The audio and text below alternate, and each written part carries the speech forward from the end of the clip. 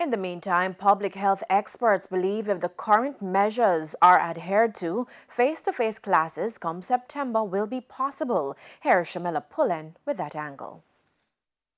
On the eve of the start of the new COVID-19 measures, questions are being raised about whether it will be enough to slow the spread of the virus in time for the start of the new school year in September.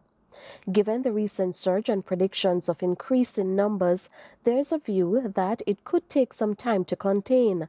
But public health specialist Dr. Noel McLennan disagrees. The measures that are currently in place, if they continue to be implemented, then I see the possibility exists of face-to-face school being reopened.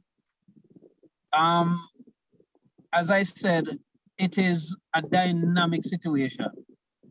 And given the dynamic nature of it, it requires ongoing assessment and reassessment.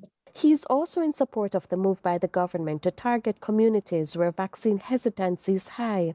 According to Dr. McLennan, this is perhaps one of the most effective public health tools which has proven to work. The fact of the matter is that once we can reach people in their homes, in their community, is a shorter distance for them to travel.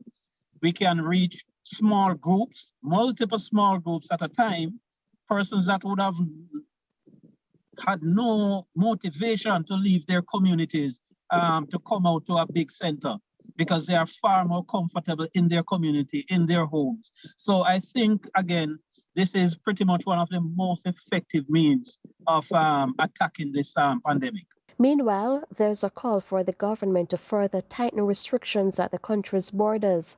Public health specialist Dr. Alveston Bailey believes this is crucial given the spike in COVID-19 cases across the globe. And the reason why I say that is because many individuals are now using bogus COVID antigen tests. Therefore, I'm recommending that all individuals entering the borders, if the surge becomes greater than we can manage, and if the positivity rate rises higher than 40%, that only those persons who are vaccinated be allowed to enter the country. Shamela Pullen, TVJ News.